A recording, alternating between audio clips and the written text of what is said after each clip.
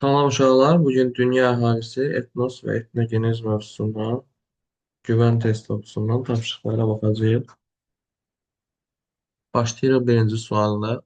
Əhalinin təbii artımı çox aşağı olan ölkələr. Əhalinin təbii artımı əsasən Avropa ölkələrində çox aşağı olur. Ümumiyyətlə, inkişaf etmiş ölkələrdə əhalinin təbii artımı aşağıdır, Cənubi Afrika Respublikasından başqa.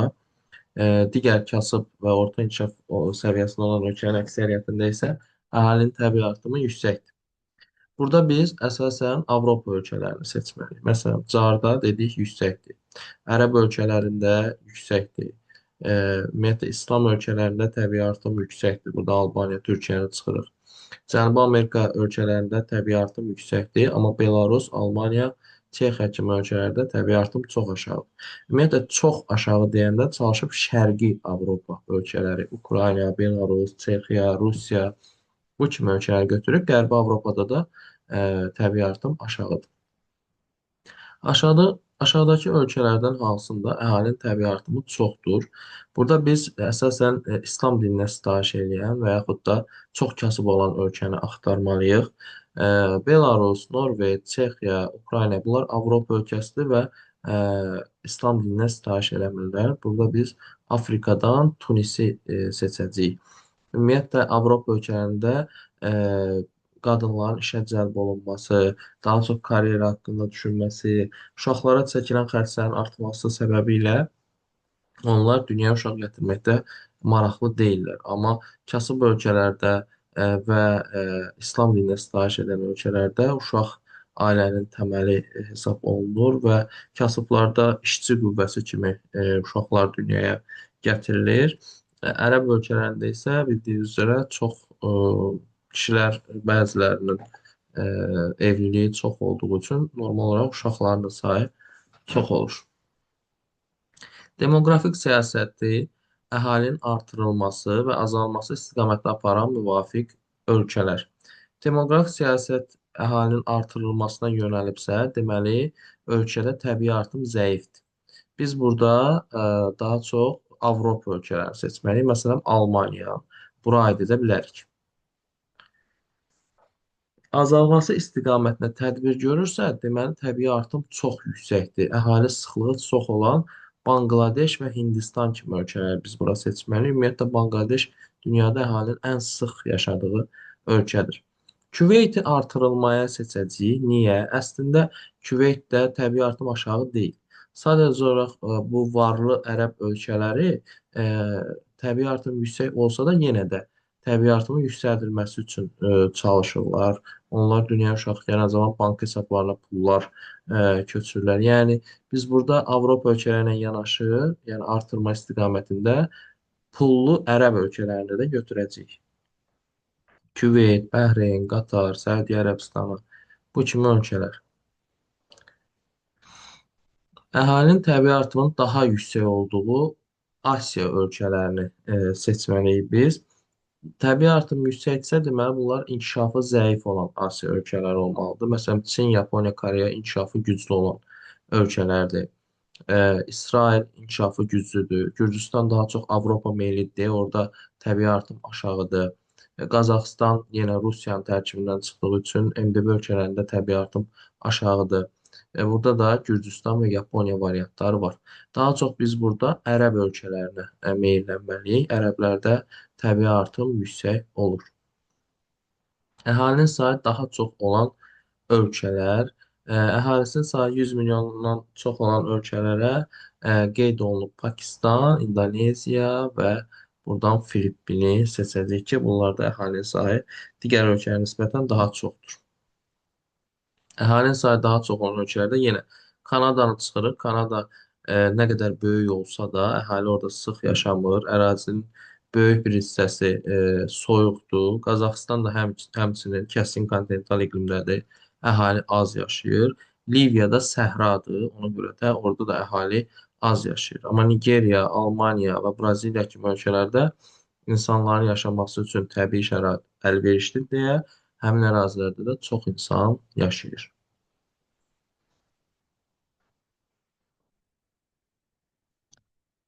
Latviya əhalisinin milli tərkibinin 62%-ni latışlar, 27%-ni ruslar təşkil edir. Oxudum, dayandım. Ümumi nə qədər elədi? 89%. Deməli, Latviya əhalisinin 89%-i ruslar və latçılardır. İndi ardını oxuyuram. Ölkə əhalisinin sayının 2 milyon nəfər olduğunu bilərək digər xalqların sayını hesablayın. Biz dedik ki, ruslar və latçılar 89%-dir. Bir ölkənin əhalisi də 100% ola bilər maksimum. Yerdə nə qədər qalır? 11% əhali qalır. Deməli, digər xalqlar ölkənin 11%-ni təşkil edir. Ölkənin əhalisi də 2 milyondursa, 2 milyonun 11%-ni tapırıq. 2 milyon vur 11 böl 100. Buradan 20 min vur 11. O da eləyəcək 220 min. Cavab olacaq D variantı. Deməli, ruslar və latışlar 62% və 27%, ikisi bir yerdə 89% eləyir. Yerdə 11% qalır. Həmin 11% digər xalqlardır. Biz də 2 milyonun 11%-ni tapdıq.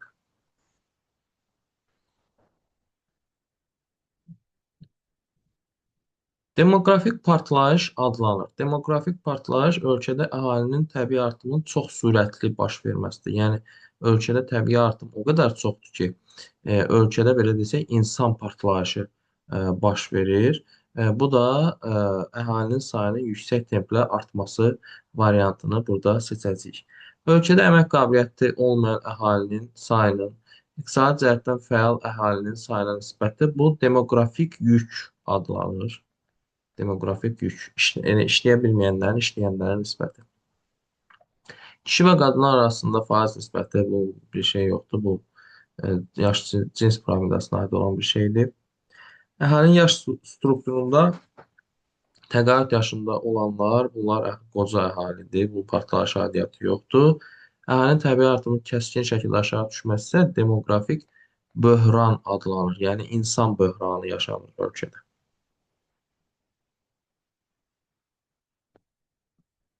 Əhalinin miqrasiyası səbəbinə görə. Miqrasiya əhalinin bir yerdən başqa yerə yer dəyişməsidir, köçməsidir. Buradan bizdən səbəb istəyir. Yəni biz burada, məsələn, burada mövsimi sözü var. Mövsimi bir səbəb deyil. Mövsimi bir müddətdir. Müddətə görə, bir müddətlik, mövsimi, nə bilim, bir illik, 10 illik. Bu səbəb deyil. Səbəb nə ola bilər? Səbəb sosial-iqtisadi səbəb ola bilər. Məsələn, ölkədə işsizlikdir. Əhali pul qazana bilmir, ölkəni tərk edir. Siyasi səbəb ola bilər ki, insanın siyasi baxışı ilə ölkədəki siyasi baxış düz gəlmir və nəticədə o belə desək, haqları qısıtlanır və yeni bir ölkə axtarır. Ekoloji səbəb ola bilər ki, ölkən çirklənib, o daha təmiz bir yerdə yaşamaq istəyir. Ailə məişət səbəbindən ola bilər ki, məsələn, ailəsində yola getmir, oranı tərk eləmək istəyir, uzaqlaşmaq istəyir. Yəni, bu səbəblərdən insan öz ölkəsini dəyişə bilər. Məsələn, burada daimi bir müddətdir, müvəqqəti bir müddətdir, mövsümi bir müddətdir. Müddət olanları çıxırıq, səbəb olanları götürürük, cavab olur D variantı. Urbanizasiya səviyyəsinin daha yüksək olduğu ölkələr, urbanizasiya səviyyəsinin yüksək olması o deməkdir ki, şəhər əhalisinin sayının çox olması, yəni şəhərləşmə. Hansı ölkələrdə, şəhərlərdə əhali çox yaşayırsa, ona urbanizasiya səviyyəsinin yüksək olduğu ölkə deyilir. Buna aiddir inkişaf etmiş ölkələr, Ərəb ölkələri və Cənubi Amerikadakı Argentina, Çili, Uruqvay kimi ölkələr. İndi baxaq biz buradan görək hansı variantı seçə bilərik. Elə burada Argentina, Çili, Uruqvay variantı var. Düzdür, bu ölkələrin heç bir inkişaf eləməyib, amma xüsusilə dərsliklərdə qeyd olunur ki, Cənubi Amerikanın yeni sənayələşmiş ölkələri Argentina, Çili, Uruqvay urbanizasiya səviyyəsinin yüksəkliyinə görə fərqlənir. Ərəb ölkələrindən də bura Liviya, Küveyt kimi ölkələr aiddir. Qalanları isə inkişaf etmiş ölkələrdir.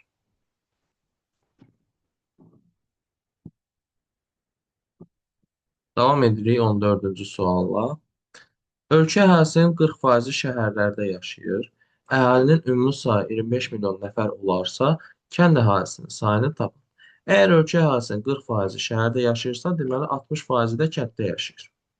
Bizdən də kənd əhalisinin sayını soruşursa, 25 milyonun 60%-ni tapacağıq. 25 milyon 60%-i də 1500 böl 100 15 edir. Deməli 15 milyon insan kəndlərdə yaşayır. Sual 15. 15-ci sualda bizdə 4 ölkə verib və bu ölkələrin əhalisinin orta sıxlığını orta, yəni 4-ünü toplayıb 4-ə böləcəyik. Orta sıxlığını tapmağı tapşırır. Sıxlıq necə tapılır? Sıxlıq ölkə əhalisi bölünür ölkənin ərazisinə. Yəni bu sağ tərəfdə verilən bölünəcək sol tərəfdə verilən. Biz bunun 4-ünü də böləcəyik. Daha sonra aldığımız cavabları toplayıb 4-ə böləcəyik. Yəni orta 4 ölkənin orta sıxlığı. Hər birinin sıxlığını tapacağıq. Daha sonra hamısını toplayıb 4-ə böləcəyik. İndi biz burada 75,5 milyonu bölməliyik 2344 2 milyon 344 min 500-ə. Bunu kalkulyatorla bölək. 32,2 eləyir təxminən. Burada indi 12 tam onda 3 milyonu, yəni 12 milyon 300 mini bölməliyik 644 min 300-ə. Bu da 19,1 eləyir təxminən. Burada indi biz 5 milyonu bölməliyik 623 minə. Bu da 8 eləyir elə. 8 götürək. Burada isə 35 milyonu böləcəyik 236 min. Bu da 148,3 eləyir. İndi biz bu 4-ünü toplayacağıq.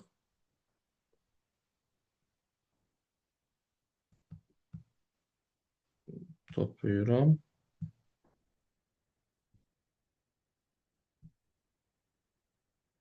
Bu 4-ünü toplayanda alır 207,6. Aldığımız rəqəm isə orta sıxlıq dediyi üçün 4-ə böləcəyik. O da alınır 51,9. Amma belə bir cavabımız yoxdur.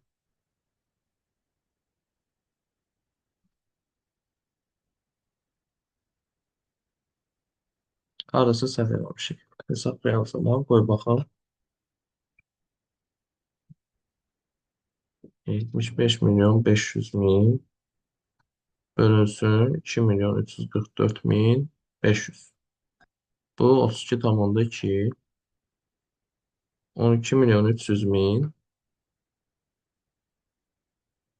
bölünsün 644 min 300. Bu da 19,1. 5 milyon bölünsün 623 min. Bu da 8. 35 milyon bölünsün 236 min. Bu da 148. Bizim hesaplamamızda səhv yoxdur.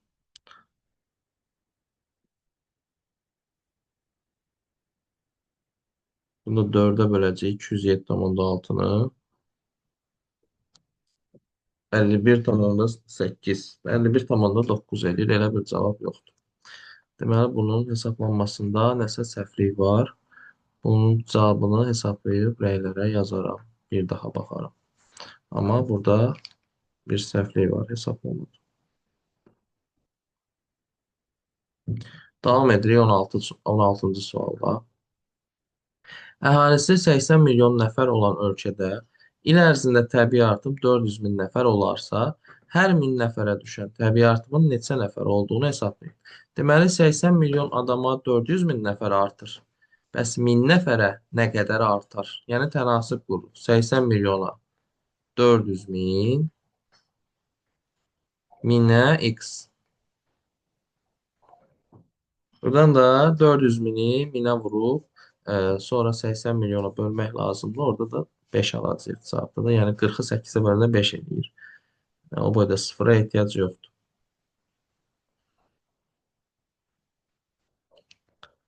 Əhalinin yaş tərkibində uşaqların azlıq təşkil etdiyi ölkələr. Uşaqlar azdırsa, deməli təbii artım zəifdir. Yəni bu ölkələr varlıdır. Qoca əhalinin sayı çoxdur. Burada da daha çox Avropa ölkələri əhalinin təbii artımı zəif olan ölkələrdir. Demoqrafik qocalma baş verən ölkələrdir. Ona görə Rusiya, Norveç və Almaniya variantını seçməliyik. Misirdə təbii artım çoxdur, Pakistanda çoxdur, Efiopiyada çoxdur, Braziliyada çoxdur, Meksika və Indoneziyada təbii artım yüksəkdir. Təbii artımın yüksəldilməsi istiqamətində demoqrafik siyasət aparır. Aha, deməli ya Avropa ölkəsidir, ya da ərəb ölkəsidir. İqtisadi fəal əhalinin tərkibində mühacirlər. Mühacirlər yəni qaçqınlar. Ölkələrindən qaçan insanlar da belə desək, siyasi mühacir ola bilər, müharibəyə görə mühacir ola bilərlər. Qaçqınlar daha çox işləyir. Adada yerləşir, urbanizasiyası da yüksəkdir. Bu 100% ərəb ölkəsi olacaq. Yaponiya ümumiyyətlə miqrant qəbul eləmir. Filippin inkişaf etmiş ölkə deyil. İrlandiya yenə orada miqrantların sayı azdır. E, və mühacirlərin sayı azdır. Təbii ki, yerdə Böyük Britaniya, Bəhreyn qarşı bunlar miqrant qəbul edirlər, işçi qəbul edirlər. Təbii artım yüksəldilməsi üçün iş görürlər. Urbanizasiyaları yüksəkdir, adada da yerləşirlər. Amma mühacir qaçqınlara deyir. Böyük Britaniya qaçqınları yox, savadı olan insanları qəbul edir. Amma Bəhreyn oradan Pakistandan filan, Əfqanistandan iş axtaran hər kəsi qəbul edir. Ona görə də biz burada Bəhreyn variantını seçməliyik. Ekstremal təbii şəraitdə məskunlaşmış xalqlar. Ekstremal, yəni əlverişsiz. Məsələn, Qrenlandiya, Sibir, səhra zonaları, bu ərazilərdə yaşayan xalqları seçməliyik. Sibirdə yaşayan yakutlar, səhrada yaşayan ərəblər, yenə Sibirə yaxın kəskin kontinental iqlimdə yaşayan monqollar ekstremal ərazidə yaşayan xalqlar hesab olunurlar. Amma almanlar, ispanlar, yaponlar bunlar əlverişli şəraitdə yaşayan xalqlardır. Həm hava cəhətdən, həm relyef cəhətdən əlverişli şəraitdə yaşayırlar.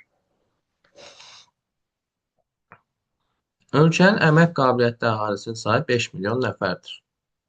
İqtisadi cəhətdən fəal əhalinin payı 86% olarsa, işsizlərin sayını tapın. Əmək qabiliyyətli insanlar dedikdə işləyə biləcək insanlar nəzərdə tutulur ki, bura işləyən və işsizlər aid. İşsizlər də hər an iş tapa bilərlər deyə onlar da əmək qabiliyyətli əhalinin içərisindədir. İqtisadi cəhətdən fəal əhali dedikdə sırf işləyən əhali nəzərdə tutulur. Sırf işləyən əhali 86%-dirsə, deməli işsizlər 14%-dir. Bizdən də işsizlərin sayını soruşursa 5 milyonun 14%-ni tapırıq. Yəni 5-i 14-ə vurub 100-ə bölürük. Bu da 70 bölü 100 alınır 0,7 cavab olur B variantı. Apartheid nədir? Apartheid uşaqlar irqi ayrıseçkilik prosesinə deyirlər. O rasizm, apartheid bunlar e, bir-birinə yaxın, eyni mənalı sözlər də deyə bilərik. Hər hansısa bir ölkədə və ya bölgədə aparılan irqi ayrıseçkilik bu apartheid adlanır. Ölkədə işsizlik 25%-dir. İqtisadi cəhətdən fəal əhalinin sayı isə 9 milyon nəfərdir. Ölkənin əmək qabiliyyətli əhalisinin ümumi sayını tapın. Əmək qabiliyyətli əhali, işsizlər, bayaq dedik, üstəgəl iqtisadi fəal əhali deməkdir. İndi bu işsizlər 25%-dirsə, deməli iqtisadi cəhətdən fəal əhali də 75%-dir. Və bu 75% 9 milyona bərabərdir. Çünki deyir ki, iqtisadi cəhətdən fəal əhali 9 milyon nəfərdir. Deməli 9 milyon insan 75%-ə bərabərdir. Bəs neçə milyon insan 100%-ə bərabərdir? Yəni bütün əmək qabiliyyətli əhaliyə. Buradan da 75 qız bərabərdir 900. 900 də 75-ə böləndə eləyəcək 12. Cavab olur 12 milyon nəfər.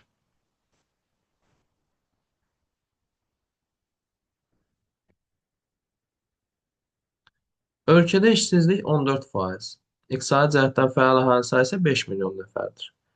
Ölkənin əmək qabiliyyətli əhalisinin sayını tapın. Əmək qabiliyyətlərində yenə işsizlər üstəgəl iqtisadi cəhətdən fəal əhali nəzərdə tutulur. Əgər işsizlər 14%-dirsə, deməli iqtisadi cəhətdən fəal əhali 86%-dir. Ümumi əmək qabiliyyəti bu iqtisadi cəhətdən fəal əhali də 5 milyona bərabərdir. Deməli 5 milyon 86%-ə bərabərdir.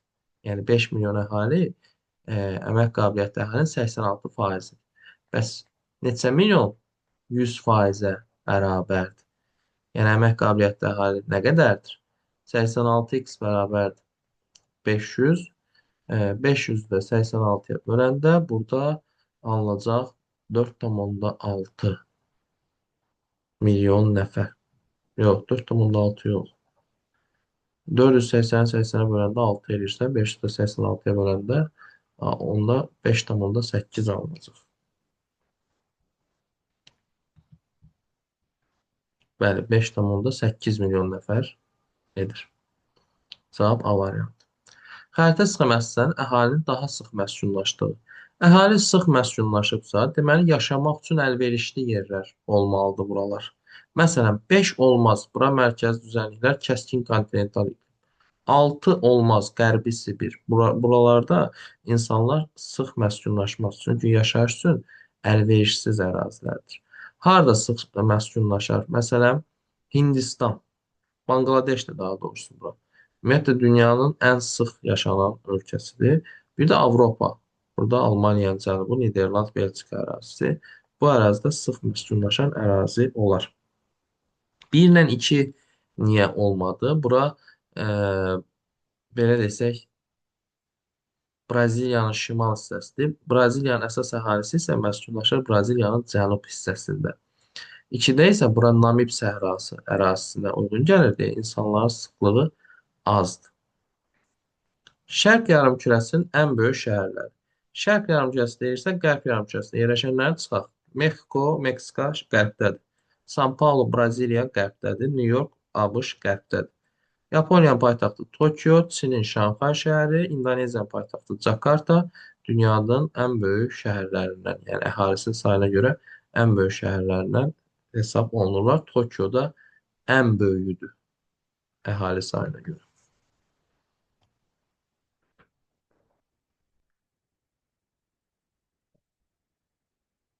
Yamaykada 2016-cı ildə əhalinin ümumi sayı 3 milyon nəfər, kənd əhalisi 1,38 milyon nəfər olmuşdur. Buna əsasən həmin ildə adadakı urbanizasiya səviyyəsini hesablayın. Urbanizasiya səviyyəsi deyəndə şəhər əhalisi nəzərdə tutulur. Əgər 1,38 kənddədir, ümumi əhalidə 3 milyondursa, deməli şəhərdə 1,62 milyon insan yaşayır. Bizdən isə bunu faizlə soruşur. Yəni 1,62-nin neçə faiz olduğunu soruşur. Əgər 3 milyon insan ölkənin 100%-dirsə, 1,62 milyon insan neçə faizidir? Burada 162-ni 3-ə böləcəyik, o da eləyəcək 54. Cavab olacaq C variantı. Ölkədə əhalinin sayı 8 milyon nəfər, əmək ehtiyatı isə 65%-dir. Bura kimi oxuyuram, dayanıram. Məsələn, tam oxumuram, tam oxuyanda beyin qarışır. Ölkənin ümumi əhalisi 8 milyondur. Əmək ehtiyatı 65%-dir. Gəlin görək, əmək ehtiyatı neçə milyon nəfərdir? Birinci 8-in 65%-ni tapaq. 8-i vuraq 65-ə bölək 100-ə eləyir 5,2 milyon. Deməli, ölkədə 5,2 milyon əmək ehtiyatı var. Yəni, işləyə biləcək insan var. İndi ardını oxuyuram. İşsizliyin 15% olduğunu bilərək, ölkədəki iqtisadi cəhətdən fəal əhalinin və işsizlərin müvafiq sayını hesablayın. Əgər işsizlik 15%-dirsə, gəlin əmək ehtiyatlarının 15%-ni tapaq görək nə qədər işsiz var. Yəni 5,2-nin 15%-ni tapaq. 5,2-nin də 15%-i 0,78 milyon edir. Deməli, ölkədə 0,78 milyon işsiz var. Bəs nə qədər işləyən var? Yəni, iqtisadi cəhətdən fəal. 5,2-dən də 0,78-i çıxırıq. O da eləyəcək 4,42 milyon. Deməli, cavabımız 4,42 ilə 0,78 C variantıdır. Bir daha baxaq görək bunu necə tapdıq biz. Ölkədə 8 milyon insan var idi. Bunun 65%-i əmək ehtiyatıdır. Deməli, 5,2 milyon. Bunu tapdıq. Yəni, 8-in 65%-ni tapdıq. Sonra isə işsizlik 15%-dir. İşsizlər və iqtisadi cəhətdən fəal əhali ikisi bir yerdə əmək ehtiyatı deməkdir. Yəni bu 5,2 milyon insan deməkdir.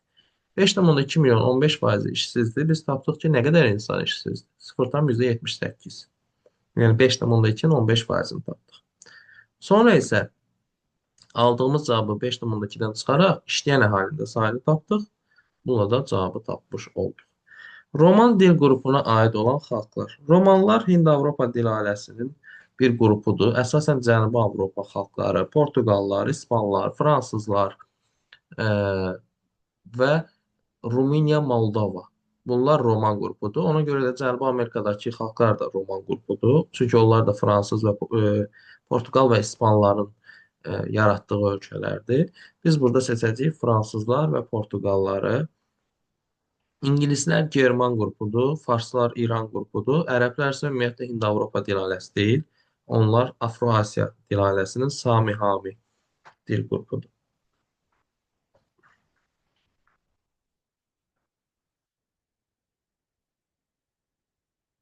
Avropada ən geniş yayılmış dil qrupları, bunlar Hind-Avropanın German, Roman və Slavyan qruplardır. Germanlar Şimali və Mərkəzi Avropada, Romanlar Cənubda, Slavyanlar isə əsasən Şərqi Avropada yaşayırlar. İran dil qrupuna aid olan xalqlar, İran dil qrupu da Hind-Avropa dil ailəsinə məxsusdur. İran dil qrupuna farslar, əfqanlar, taciklər, kürdlər, talışlar, ə, bəluclar, bu xalqlar aid edilir. Biz buradan əfqanları, tacikləri və bəlucları seçəcəyik. Gürcülər Kartvel dil ailəsidir. Qırğızlar Altay dil ailəsidir. Urdulara dəqiq bilmirəm, yalan deməyim. Yadımdan çıxıb. İştiqlənmiş ərazilərdə hansı ilk üstünlük təşkil edir? Deməli, Şimali Amerika soyuq yer. Burada Sibirin şimalı, Şimal-Şərqi Asiya, Çin, Hind-Çin və Amazon. Təbii ki, Çinlə Hind-Çini görəndən sonra digərlərinə baxmasaq da olar. Bunlar Mongoloid irqinin mənsublarıdır. Gözlər çəkik gözlülər. Niyə Şimali Amerika, bu Rusiyanın şimalı və Cənubi Amerikada var? Çünki oranın yerli əhalisi də çəkik gözlüdür. Məsələn, Şimali Amerika və Cənubi Amerikadakı hindular da çəkik gözlüdür. Onlar da Mongoloid qrupuna aiddir. Həmçinin Sibirdə, Yakutiyada yaşayanlar da, oradakı türklər də Mongoloid irqinə aiddirlər. Milli dinləri seçin. Milli din deyəndə, yəni bir ölkədə yayılmış dinlərdən söhbət gedir. Bir var dünyavi din, İslam, məsələn, dünyanın çox hissəsi, xristianlıq və yaxud buddizm. Bunlar dünyanın çox hissəsini əhatə edir. Milli din deyəndə sırf bir ölkədə. Məsələn, Konfutsi Çində, Sintoizm sırf Yaponiyadadır, İudaizm də sırf İsraildədir. Amma buddizm çox ölkədə var, əsasən Asiya ölkələrində. İslam yenə əsasən Cənub-Qərbi Asiyada, Xristianlıq Avropa və Amerikada. Bunlar dünyavi dinlərdir, qalanlar isə milli dinlər hesab olunur. İslam dininin daha çox yayıldığı regionlar, təbii ki, Cənub-Qərbi Asiya ərəblər, ə, Cənub-Şərqi Asiya, İndoneziya, Malayziya və Şimali Afrikadakı ərəblər, Misir, Liviya, Əlcəzair, ə, bunlar İslam dininə sitayiş edən xalqların yayıldığı ərazilərdir. Roman dil qrupuna bayaq dedik, Cənubi Avropa ölkələri, İspaniya, İtaliya. Bunu götürəcəyik. 1-4. Hollandlar Germandır. Macarlarla Finlər isə ümumiyyətlə Ural dil ailəsinin Fin-Uqor qrupuna aiddirlər. Hind-Avropa deyillər. Cənub-Qərbi Asiyada daha geniş yayılmış din İslam dinidir. Çünki Cənub-Qərbi Asiyada ərəb ölkələri yaşayırlar. Biz də həmin regiondayıq bu arada. Əhalinin əksəriyyəti İslam dininə etiqad edən ölkələr, təbii ki, Fransa, İsveç, Polşa xristiandır. İndoneziya, İran, Türkiyə, bəli, bunlar İslam dinidir. İranla Türkiyəni onsuz da bilirsiniz. İndoneziya isə nə qədər qərib olsa da dünyada ən çox müsəlman yaşayan ölkədir. Argentina, Braziliya xristiandır. Yaponların öz dini var, Sintoizm. Monqollar, bunlar daha çox buddizmlə, şamanizmlə məşğuldurlar. Portuqaliya, Qazaxıstan Qazaxlar İslamdır, Portuqaliya xristiandır. Hindistanlıların özündə çoxlu din var, yəni bir dinə sitayiş eləmirlər. Onlarda hinduizm daha geniş yayılıb. Meksika xristiandır, Yeni Zelandiya xristiandır. Demoqrafik qocalma hansı ölkədə üstündür? Demoqrafik qocalma deyəndə o nəzərdə tutulur ki, burada uşaq az da olur. Əhalidə qocalma gedir. Qoca əhali sayı çoxdur uşaqların sayından. Bu da əsasən inkişaf etmiş Avropa ölkələrinə aiddir. Ona görə biz burada İsveç variantını seçəcəyik. Buddizmin geniş yayıldığı ölkələrə bura Cənub-Şərqi Asiya və Mərkəzi Asiyadakı bəzi xalqlar aid olunur buddizmə. Burada Monqolistan, Kamboca, Myanmarı götürə bilərik. Əfqanlar müsəlmandırlar, Hindistanlılar hinduizmdir, İndoneziya, Malayziya, Brunei bunlar müsəlmandırlar. Kolumbiya, Ekvador, Venezuela xristiandır. Qambiya, Qvineya, Togo, Afrikada bunlar da xristian ölkələrdir. Yəni xristianlar daha geniş yayılıb. Onların öz dinləri də var. Daha o bizə lazım deyil. Yaponiya milli dini bayaq da dedik, Sintoizmdir. Konfüizm Çindir, İudaizm İsraildir, Hinduizm Hindistandır, Lamaizm deyəsən Monqolistanda olmalıydı. Lamaizm şeydir də, e, Buddizmin bir növüdür. Buddistlər buna sitayiş edirlər. Tibetliler belə deyək. Orta ömür müddəti hansı ölkələrdə daha yüksəkdir? Təbii ki, biz burada varlı ölkələri, Avropanın, Amerikanın varlı ölkələri seçəcəyik ki, onlar ağır iş şəraitində işləmədikləri üçün, yaxşı yaşadıkları üçün daha uzun yaşayırlar. Yəni orta ömür müddəti yüksəkdir. Burada Kanada, Yeni Zelandiya və İsveçi götürə bilərik. Pakistan, Hindistan, Nepalda insan niyə çox yaşasın ki? Ümumiyyətlə, insan özü də o qədər çox yaşamaq istəməz. Həmçinin Honduras, Kuba kimi ölkələrdə, Türkiyədə, Malayziyada. Çin, Qazaxıstan, Rusiya biraz yaxındır bu söhbətə, amma onlarda da yenə Çində əhali çox. Çində uzun ömürlük var. O Qazaxıstanla Rusiya hələ ki bu digər Avropa ölkələrindən geri qalırlar. Başlıca immiqrasiya. İmmiqrasiya o deməkdir ki, gələnlər. Yəni bu ölkəyə gəlirlər işləmək üçün. Hansı ölkələrə cəmaət işləməyə gedər? Məsələn, mən Efiopiyaya getmərəm, Maliyə getmərəm, Şimali Koreyaya getmərəm, Sudana, Çada getmərəm. Hara gedərəm işləməyə? Kanadaya, Avstraliyaya, Böyük Britaniyaya, Almaniyaya və yaxud ərəb ölkələri olsa onları götürə bilərsiniz. Yəni ora işləməyə ora gedirlər. İmmiqrasiya, yəni bura gəlirlər.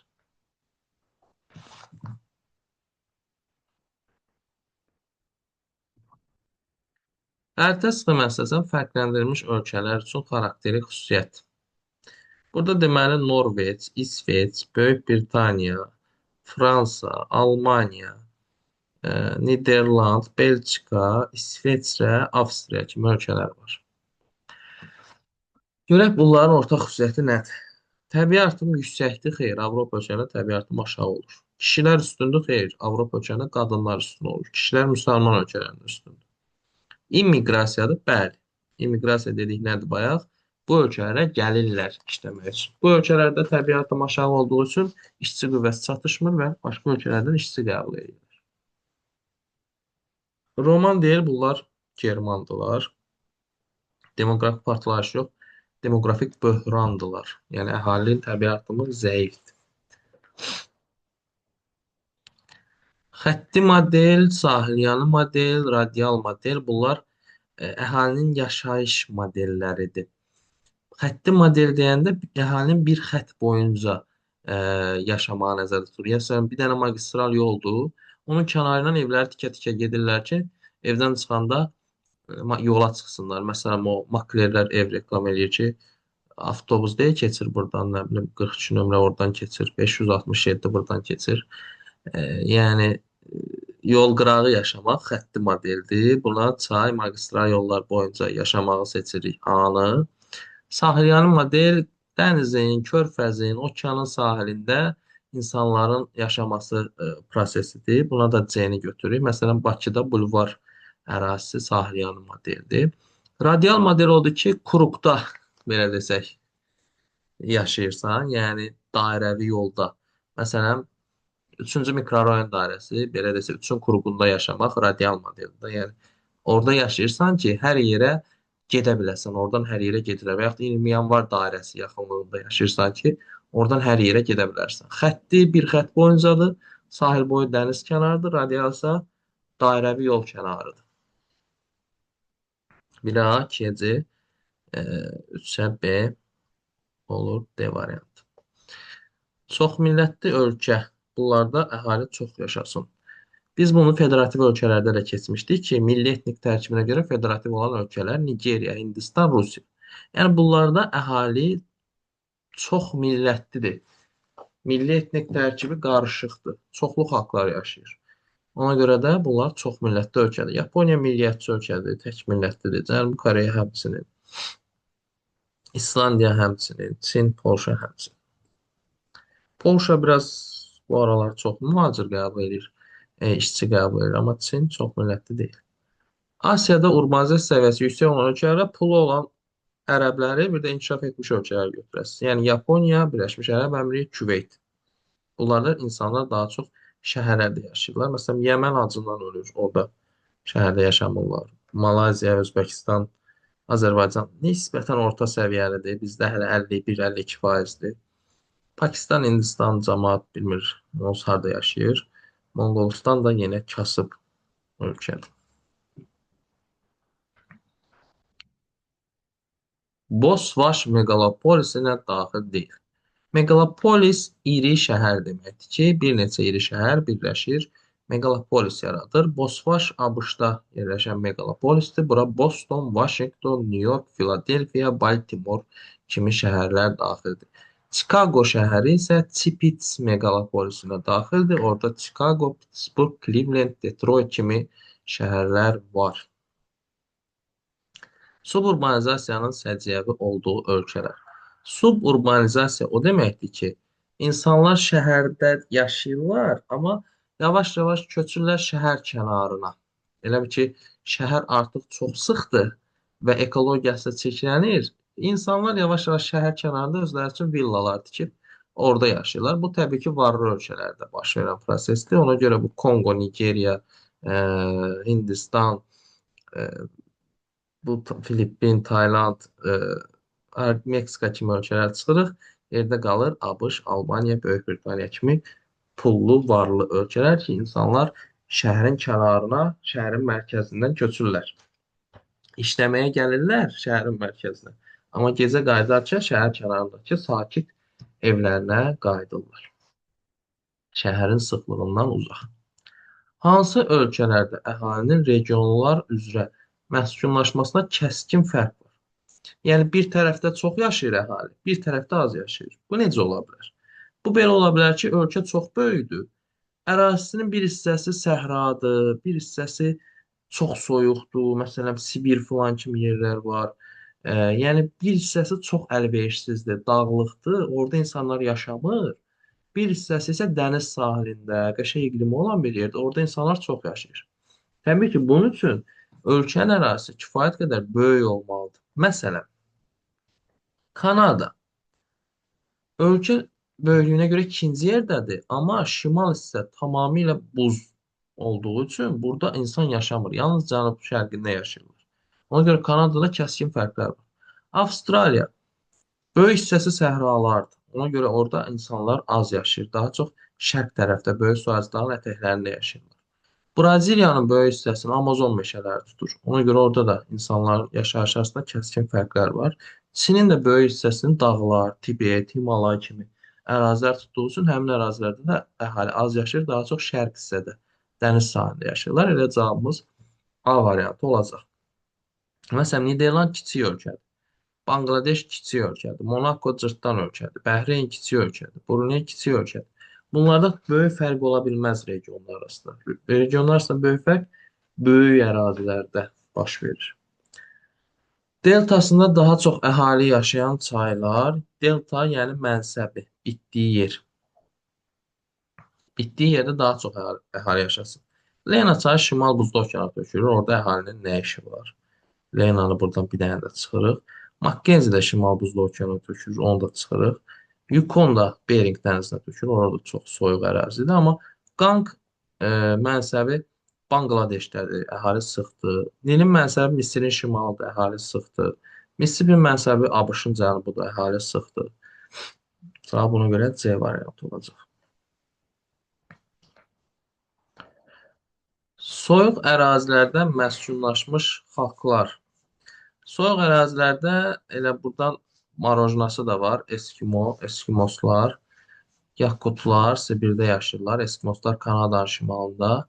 Aleutlar isə ABŞ-ın Alyaska ştatında yaşayan ə, xalqlardır. Çox soyuq ərazidə yaşayırlar.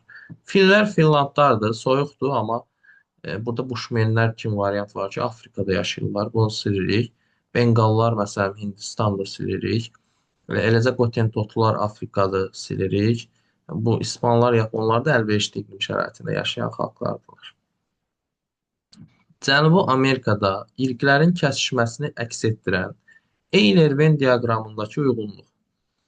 Bu Avropoid, Negroid, Mongoloid dünyadakı əsas irqlərdir. Əgər bu irqə mənsub insanlar bir-biri ilə evlənərsə, bunların uşaqları biraz qarışıq irqə sahib olurlar. Məsələn, Avropoidlə Negroidin evlənməsinə mulatlar deyirlər ki, biraz qara, biraz ağ, yəni tam qara deyirlər, tam da ağ deyirlər. Bunlara mulatlar deyirlər, birər C. Əgər Avropoid ilə Mongoloid evlənərsə, buna metis deyirlər. Metis sözünü elə bizdə də çox istifadə edirlər ki, qarışıqdır, metisdir. Metis əslində Avropoidlə Mongoloidin qarışığıdır. Negroidlə Mongoloidin qarşılığı isə Sambo adlanır. 1-ə C, 2-yə A, 3-ə B, C variantı. Əhalisinin əksər hissəsi German dil qrupuna mənsub olan region. German dil qrupu mərkəzi şimali Avropa ölkələridir. İngilislər, almanlar, hollandlar, norveçlilər, isveçlilər. Ona görə biz burada şimali Avropa variantını seçəcəyik. Latın Amerikası romandır. Çünki oranı İspan və Portuqallar qruplar. Şimali Afrika ərəblər Afro-Asiyadır, Sami Hami. Mərkəzi Asiya Turandır. Turan neymiş? Altaydır. Şərqi Avropa isə Slavyanlardır. Ona görə bunları çıxırıq.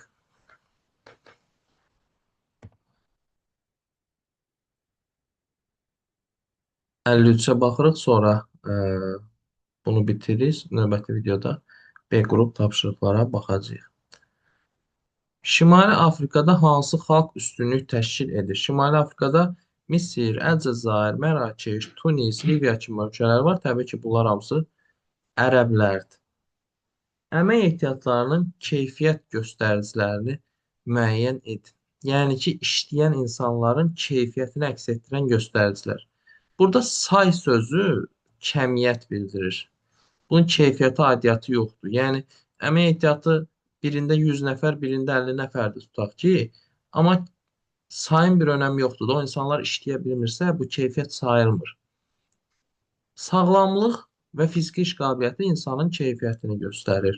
Yaşı və cinsi bunlar da saydır, yəni bunlar da kəmiyyətə aiddir. Amma təhsilli və ya ixtisas bunlar keyfiyyət göstəricisi. Yəni insanın keyfiyyət göstəricisi onun yaşı, cinsi, nə bilim insanın çoxluğu deyil. Bunlar kəmiyyət göstəricilərdir. Keyfiyyət göstəricisi onun sağlam olması, iş qabiliyyətinin olması, təhsilinin olması, bir ixtisasının, bir peşəsinin olması. Bunlar keyfiyyət göstəricisidir. A qrup tapşırıqlarımız bu qədər. Növbəti videoda B qrup tapşırıqlara baxacağıq.